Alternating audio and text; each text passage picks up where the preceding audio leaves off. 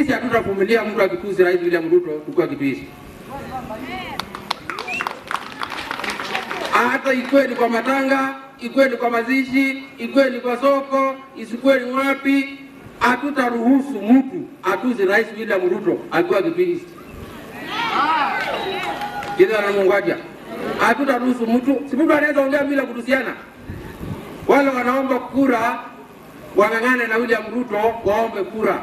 Lakini ukitusi Ruto ujue si kitusi. Kwa hivyo wale wanatoka hapo na zingine wanaleta mambo ya huku matusi. Sisi hatutakubaliana na nyinyi. Please.